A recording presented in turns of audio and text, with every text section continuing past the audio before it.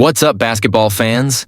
Today we're diving into one of the hottest debates in the WNBA right now. Who should be RM of the year? Who between Angel Reese or Caitlin Clark? It can be said that both players are great. We have Angel Reese, the grinder, the dirty work player netting herself some good rebounding stats for the Chicago Sky. But on the other hand, Caitlin Clark, Indiana Fever player who not only leads the team as a rookie, but is also fighting for the MVP title. Yes, that is true. You read it here first. MVP. Well, if the Rookie of the Year award was awarded today, who would you give it to? Some might say Caitlin Clark, but you're in for a different opinion as I present the case for Angel Reese and why it's not just the common opinion. So, let's begin with Angel Reese. Listen, I know Caitlin Clark has been out here dropping Steph Curry-type numbers, and she's been setting records left and right, but let me tell you something. Angel Reese has to get that Rookie of the Year if you are looking at the big picture. First of all, Reese had been doing the hard part. She's out there fighting for every win, defending every single ball, and playing that role of a worker, which is so important for the Sky. It's not glamorous, it's not going to be the highlight of the game, but it's what wins games, and don't forget the Chicago Sky is still in the playoff picture thanks to Reese. Angel is averaging 13.3 points and 13.1 rebounds a game. Those are grown woman numbers, and she is still a rookie. She has been very reliable, scoring her double digits in scores and rebounds when it really matters. As Caitlin Clark is the star, Angel is working behind the scenes, and this type of work is not always appreciated as much as it should be, but it is crucial. But that's where the problem lies. Caitlin Clark is a phenomenon since the start of the event. The 22-year-old rookie from Indiana Fever is not only playing at an elite level, but she is playing like an MVP of a veteran. Caitlin's averaging 18.7 points, 8.4 assists, and 5.6 rebounds per game. However, the thing that makes her stand out is the speed and her ability to find the open man. Her shooting percentage is 42%. From the field, it was 4%, while from the free throw line, it was 34%, 1% from deep. That is quite bizarre for a rookie. It is not only the numbers with Clark, though. The Fever are playing out of their minds right now. They are 6-1 since the Olympic break, and she has been the catalyst. Clark has stepped up after the break with an average of 24. He scored 6 points, grabbed 5 rebounds, and assisted in 9 points. She has basically snapped the Fever from the last team in the league to a team that is actually capable of making a playoff run. Oh, and by the way, she is now 3rd in MVP rankings. An MVP candidate? A freshman? That pretty much tells you all you need to know about how much of a game changer Caitlin Clark has been. But even with that, there are the skeptics regarding Clark. And they haven't been silent either. NFL legend Shannon Sharpe recently fired back at those doubters, and he did not mince words. As expected, Sharpe went directly at the ESPN Analysts, especially those who have had a problem with Clark or have not given her rightfully earned Rookie of the Year title. He didn't say anybody's name, but one could tell who he was talking about. Carolyn Peake, whom he called out for choosing Angel Reese over Clark at one point in the season. Sharpe said, "Y'all had a lot to say early, but now y'all quiet. Y'all know who you are." It was clear. It was rather frustrating for Shannon, especially when people are dismissing Clark while she has delivered numerous times.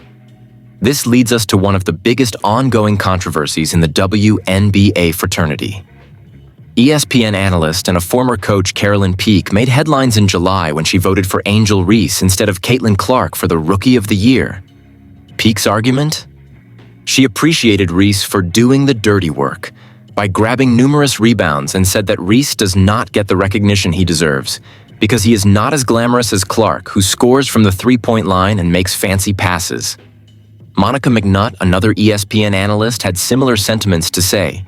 She explained that Chicago Sky has a better record than the Las Vegas Aces, and she argued that the performance of the entire team should be the primary consideration when deciding the Rookie of the Year.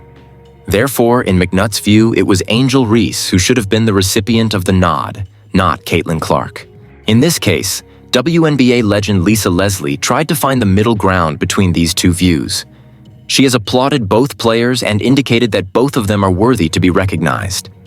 Still, when one looks at the numbers, it is impossible to overlook Caitlin Clark's contributions. Clark is a better player in almost every aspect of the game. He scores more points, provides more assists, and even shoots better. More revealing was the most recent one-on-one battle between Clark's Indiana Fever and Reese's Chicago Sky. Clark scored a season best of 31 points and also dished out 12 assists to help the Fever cruise to a 181 win. However, Reese hardly had a good game, scoring only 10 points and grabbing 11 rebounds while the game was not in her favor. This wasn't the first time this season that Clark has stolen the show from Reese on the biggest stage. Let's talk history. Caitlin Clark has already set herself for breaking records. This is the first time in the history of WNBA and NBA that a rookie has scored 25-plus points, has 10-plus assists, and has made 5-plus three-pointers in 2 consecutive games. She's also the first rookie in the history of WNBA to score 600 points and make 250 assists in a single season. That's insane. But that is not all. Clark is the most double-doubles scoring guard in a single WNBA season. It's not just rookie records she is shattering. She is shattering all records across the decades. This is the kind of a performance that doesn't only get you the Rookie of the Year award, you're talking about MVP caliber here. Now let's analyze her most recent game against the Dallas Wings. Clark was terrific, scoring 28 points and making 12 assists in a 191 win. This was a very important match for the Fever since they wanted to get a position above. It topped the 500 points mark for the first time this season at the weekend. The game was never really in doubt from the very start, and Clark did not help matters for the opposition. Her shooting was lethal, coupled with good passing which the Wings' defense found very hard to handle. And here's the kicker. It is important to note that she made history again, irrespective of the outcome. Clark was able to score more than 600 points and make over 250 assists in a single season, becoming the first rookie to achieve this. But we cannot not mention that Kelsey Mitchell, Clark's backcourt teammate, scored a career-high 36 points, which makes them one of the deadliest pairs in the league. The effect of Clark is not only felt in the court. What she is doing is attracting fans to her game, especially to other teams' courts like never before. Dallas Wings forward Satu Sabali even made it a point to joke about it, saying, "It's annoying seeing so many Caitlin Clark jerseys in our home crowd." However, she quickly added, "It's great for women's basketball." Clark has contributed to the Fever to increase the attendance for this season to more than 500,000 spectators. WNBA attendance is up almost 20%, and it is safe to say that Clark's spectacular plays have played a big role in that. Then what do we get? If it is up to you now, who would you choose as the Rookie of the Year? The Iron Lady, Angel Reese with her hard-working mentality and rebounding ability, or the Phenom, Caitlin Clark, the record-breaking star of the league? It was a close one, and it's probably going to be different for everyone, but for me, it was Caitlin Clark. She has not only influenced the league in terms of the numbers, but the growth of the league as well. She's not only the Rookie of the Year, but she is a star player in the WNBA and a future Hall of Famer in the making. But this is my point of view. Please leave your comments in the box below. Who do you think is the Rookie of the Year? Remember to click that like button, share this video, and most importantly, turn on that notifications bell to be informed of each and every WNBA development. Until the next time, folks, keep ball in.